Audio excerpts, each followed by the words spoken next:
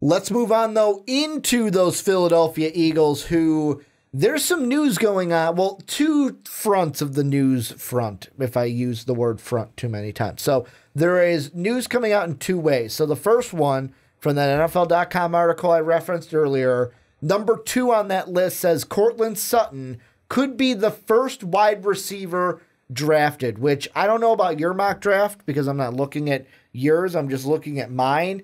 That is true for my mock draft. He was the first wide receiver to go off the board for me. The other news on the other front is that the Philadelphia Eagles are showing the most interest in Courtland Sutton. And Courtland Sutton had come out and said that the Eagles really liked him after his visit in Philadelphia. So because of these two things, Courtland Sutton is the first receiver off the board. The first wide receiver is not going to be at 32. So that means if the Eagles want him, they have to trade up.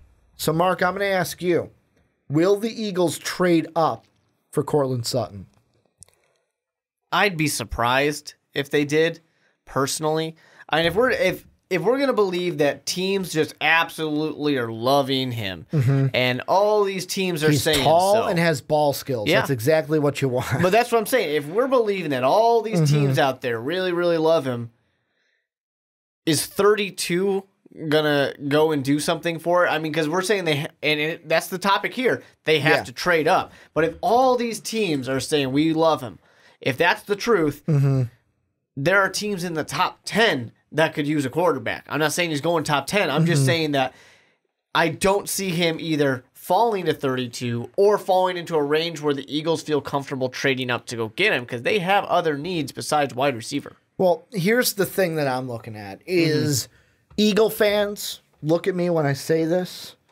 Don't get your heart set on Courtland Sutton being in an Eagles jersey. And the reason why I say that is the way I'm thinking about it. And of course, I'm not the end-all be-all. I've been wrong before in the past. But how I feel like things are going to work is if Courtland Sutton is there for, if Courtland Sutton is there for the Ravens, although I didn't have him go in my mock draft, if he is there for the Ravens, he will be a Raven. However, I know in my mock draft I had Rashaan Evans go there, but I have a feeling I could be wrong with that pick.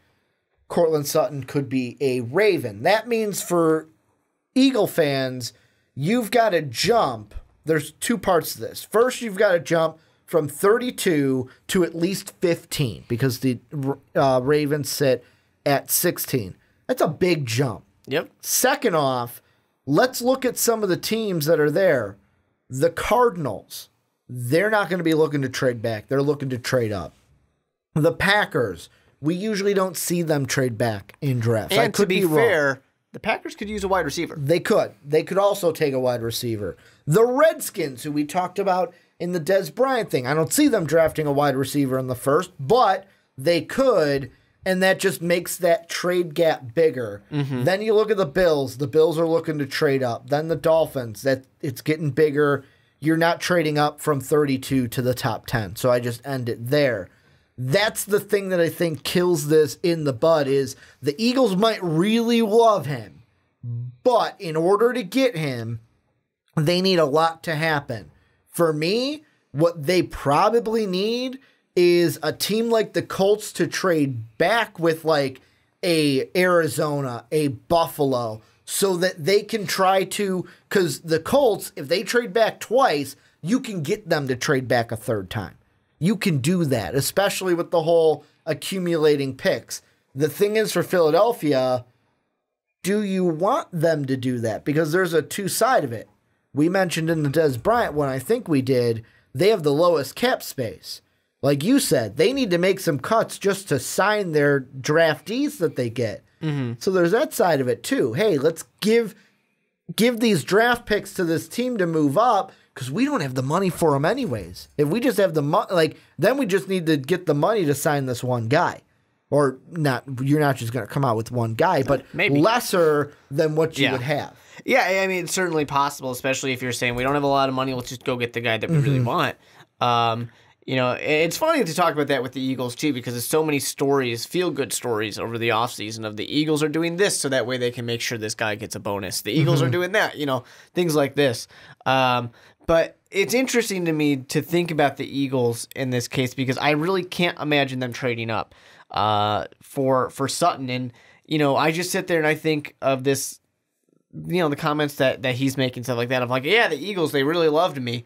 I'm like, one of my cousins thinks my grandparent, like he was my grandparents' favorite cousin. But he wasn't. And everybody in the world knew he wasn't. Everybody laughed at that. Well, I mean, it doesn't mean anything for the guy to be like, yeah, they really did love me. It was like my sister for a while. Man, I'm Grandpa's favorite, where every other cousin would look and just go, no, that's Ricky. You're not the favorite. You're on the bottom of the totem pole. You know, and to reference the Colts for your crazy trade down, 3's a little much. At some point, you sit there and say, we got to make a pick one of these days, right? Here's the thing, though. What if it's not the Colts? What if it is the Cardinals at 15? I know they just signed Glennon. They just signed Sam Bradford.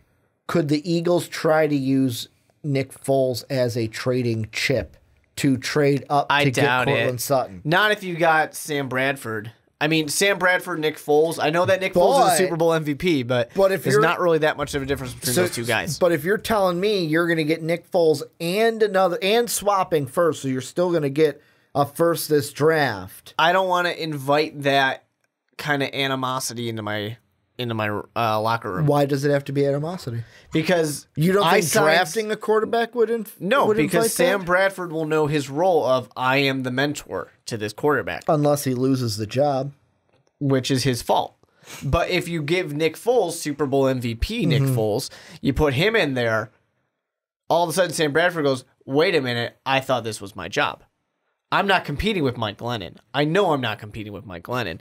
I will have to compete with Nick Foles. Unless Mike Glennon is the Case Keenum in Arizona. I hope so. Well, that involves, of course, Bradford having to get injured. Yes. So, I mean, Bradford gets injured. Glennon then becomes really good. Yeah, I just think you can't. I mean, I totally think that Nick Foles is a great bargaining chip, but not for the Cardinals. I just think it's too big. Like, now, if you're talking Calvin Ridley, then yeah. Like, because that to me is like, I'm trading up 10 picks to the Bills at 22. Yeah. That is a lot much manageable of a trade up than halfway through the first round. I still think Calvin Ridley more likely goes above You think so? Sutton. Well, what about that? Why do you think Calvin Ridley will be the first wide receiver off the board? I mean, we're talking about the size and stuff like that of Courtland Sutton, but no one until this week has ever said that Calvin Ridley will go after Courtland Sutton. It's not happening at all. I mean, I've had Calvin Ridley behind Courtland Sutton. I was literally while. just about to say, you have one or two people out there, sure. Everybody says something. There's somebody out there that has Leighton Vander Esch as the number one overall pick. I mean, I'm just saying, like, for a while, I've had Courtland Sutton as my number one. It has been a complete consensus overall that Calvin Ridley is the number one wide receiver off the board. Now I'm interested. People to see have what just our been trend falling off on Calvin Ridley a little bit, but I really, once again, I think I might have said this already in a podcast, but I feel like it's a mock drafters kind of thing. We are falling off of him. The actual people who are making the picks are not going to fall off of him. So let's put it this way. Just with Calvin Ridley and Courtland Sutton, I'll give you the numbers we had it. Yep. So the first mock draft, of course, the order was a lot different. Both you and I had Calvin Ridley in the top 10, first wide receiver off the board. Courtland Sutton was the second wide receiver off my board at 21. He was the third wide receiver off your board at 21. Mock draft number 2, Calvin Ridley was still the number 1 guy. He was still in the top 10. Courtland Sutton was my number 2 at 14. Courtland Sutton was your number 3 at 24. Then going to 3.0, we still had Calvin Ridley in the top 10 at this point. I know I will always have him as my number 1 for sure. Being the number 1, I had Courtland Sutton back at 16 as my number 2. You had Courtland Sutton as your number 3, so nothing has changed. Then the 4.0 came. You had Calvin Ridley still in the top 10 as your number 1 overall. This is where I had the flip.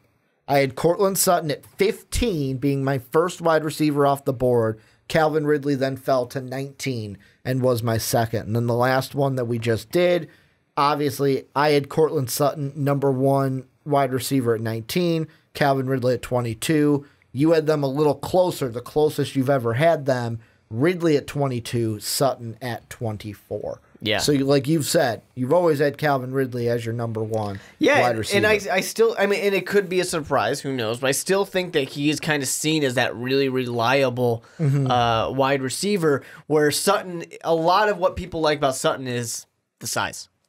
And he's got ball skills. I'm not saying that he's not a good wide receiver. People just purely like the size. And I don't know if the NFL execs are going to and scouts are purely going to go off of, well, he's big. Well, and another, he's got a good catch radius. And another big thing, and I know that there will be commenters that roast me for saying this, but I'm still going to say it. I'll ask you this, and I know that college games you might not have watched as much as the NFL games for your side, but how many people do you think were really paying attention to SMU football during the season? Unless they were an SMU fan. There's probably about 4 people out there that are like, I'm paying attention to everybody. And that's another thing that I know for me, it was the case where all throughout the regular season, Ridley's my number one because I'm hearing about Alabama. I am seeing Alabama each and every week. How many times do we go out and go into those lower guys during the season? An SMU that isn't in the college football race, isn't anywhere near the Power 5 way of doing it. Then we get into the draft process. We see the combine. We see pro days. We see more of these individual guys that we didn't see play. And you start to go, oh, crap. I like this guy a little bit more than that guy. That plays into it as well. Whereas people start to see these guys from, and I mean, SMU's not a real small school, but I'm going to say smaller school, that Alabama, the only thing for me that's kind of the difference is for Calvin Ridley, I wonder if right away, he's got the speed. Yeah, he's got the, what's the word I'm looking for? He can be your 1 or 2 wide receiver, but I wonder if he's going to take some time to do that. For me, I wonder if Calvin Ridley's going to be, hey, I'm going to put you in the slot. You're not the biggest guy. You're about 189, 6 foot. I'm going to put you in the slot, let you work with that route running, get open, catch the ball in space, and then work with that speed. Whereas Courtland Sutton is, you're big, you're tall, you're fast, you've got ball skills. Just run down the field. I'll throw it up to you and go get it. Sure, and it all, of course, is going to depend on what the team wants and what team is going to be the first one to draft a quarterback. Exactly. Or a wide receiver. I mean, you would have a situation where, let's say, you're just thinking about some of these teams. Let's say, a 49ers. They're the first team that's really going to go for it. I'm looking for a Courtland Sutton. Yeah, exactly. You're going to want a little bit of that taller guy who will just go down the field. Where some of these other teams out there, they might not want that because they don't necessarily need that. I'll use this as the example. And it was actually something that I changed right before I finished my 7-round mock draft. In the second, I had, because the Ravens went with inside linebacker, they needed a wide receiver, and also the Panthers needed a wide receiver. Had the Ravens go with a guy like James Washington because, he's a guy that can take the top off the defense and can benefit from having Joe Flacco as his quarterback. Whereas the Panthers, we need a wide receiver, but I've got Torrey Smith. I've got guys. I'm going to take a Christian Kirk that I can shove right there in the slot and have him work as that smaller wide receiver in a spot that works for him. Yeah, exactly. It all depends. I do want to point one thing out, though. I think it's funny because, like you said, this article on NFL.com is really what inspired this. But it is funny to me, though, that we're Courtland Sutton could be the first wide receiver. The last sentence here, it wouldn't shock me if he ended up being the first wide receiver off the board. Meaning there's not a lot of confidence there. Yeah, exactly, right? It's not a lot of confidence, just that people like him, but it's not likely to happen in my eyes. So that's my thought. Well, and for me, it all comes down to, again, is look at the order as well in the first round and look at the teams. Look at the teams that need wide receivers. The first one to me, the Packers. Just look at it this way. If, let's say, for the sake of argument, let's say if they need an outside guy, they're going to go with Sutton. if they need more of a slot kind of guy, go with Ridley. Or if they need a hybrid, you can say, make your point. For the Packers, if they had to choose between the two, which one do you think would fit their offense better, Sutton or Ridley? I don't know. I almost feel like they might be better off. Because they could take either. I would say Sutton. I'm actually going to say Ridley for them. Because he fits more of a role that Jordy Nelson had. Yeah, and that's actually what I've been trying to kind of look past a little bit of mine. I don't want to just replace Jordy Nelson, essentially. But yeah, I definitely think that certainly helps. And the good thing with a team like the Packers is they don't really need a guy who just can, take the top off of a team because... Yeah. I mean, one, Aaron Rodgers can do that with anybody, but two, Aaron Rodgers is one of those guys who he's going to get there and he's going to pick apart the team in his head. Yeah. For me, I would take I would be sitting there back and forth. Which one do we want? Which one do we take? But I would lean Courtland Sutton only because looking at the other guys, Randall Cobb, Adams, Geronimo Allison was kind of fitting that role a little bit for them. Sutton just does it better to where I'm going to be a deep threat for you guys so the other guys can kind of do what they do and get open. The next one would be the Ravens. I think this is easy where they would benefit more from a Courtland Sutton than a Calvin Ridley. Well, you think about the glory days for Joe Flacco when he had somebody you can just throw it up and let him go get it. Like I'm still picturing, I can't remember, I think it was Torrey Smith where it was the Sunday night game where his brother had died in a motorcycle accident like the week before. And I just remember Joe Flacco just lining it up, lofting it up there, just puts out the hands right into the breadbasket. Yep. And the speed just took him off into the end zone. The next one after that would probably be the Cowboys. What would you say? Would they need a Sutton or a Ridley? They probably, I guess you'd probably want more of the guy who can take it off the because they have a Cole Beasley that can work in the middle. So they'd be more of a Sutton. Then the Panthers, like I said, they would be a Calvin Ridley guy because they would need a guy who can work in the middle and be more of a route runner. And then after that, the Jaguars. The Jaguars could go with anything. They lost Allen Hurns, they lost Allen Robinson. The Jaguars need everything for wide receiver. They're kind of starting over on that side. Certainly teams help. But there's also the flip side, too, of some of these teams, let's say we say, that the Ravens really would want Courtland Sutton, but they're sitting there going, no, we want Calvin Ridley. Yeah. These teams might just say, that guy's not our number one, this guy is. So it doesn't necessarily matter. And sometimes these teams, they don't care about the need. They don't care about the fit necessarily. They want the guy. They're saying, this guy's got talent, we want him. Sometimes that's all it is. Yeah, and that's exactly it. And then lastly, the Eagles, which apparently... Yet again, they really like Courtland Sutton. That's what Courtland says. So really, and that could also be like, do you think that's a little bit of a power play where Courtland Sutton, hey, I'm going to it makes me think back to the line that I heard Colin Cowherd say, and it's kind of true in some senses, where he was talking about LeBron James in the past, and he said, okay, this information came out about LeBron. Did it leak out?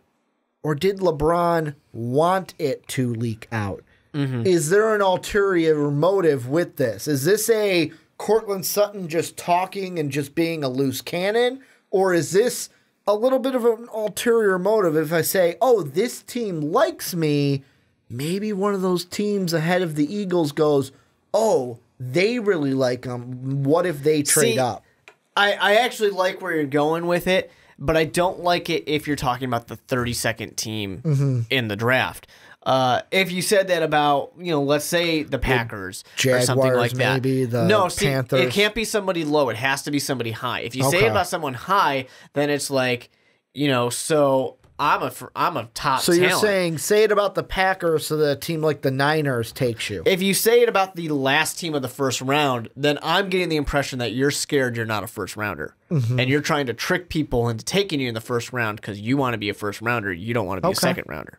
That's the appearance it would give to me of you really want to put that hey guys, the very last team of the first round wants me, so you better get me in the first round. Which really some would say, hey, as long as you get drafted in the NFL draft, you get drafted, right? You can get paid, man. Doesn't matter where you get drafted, or doesn't matter when you get drafted, It's just a matter of fact that you got drafted, that you're in the NFL. Some guys don't even get drafted and you have to sign those. Less than 1% of people who played football get drafted in the NFL. So. However, some of them can be like James Harrison and be an unsigned free agent, be out of league for 2 years, and then be one of the greatest linebackers that we've ever seen in this game. Any final thoughts on the Eagles and Courtland Sutton? I'd be very surprised if they trade up. Well, this is where you guys come in. Let us know what you guys think down below in the comment section. Will the Eagles trade up for Courtland Sutton? Where do you see Courtland Sutton going? Let us know down below in that comment section.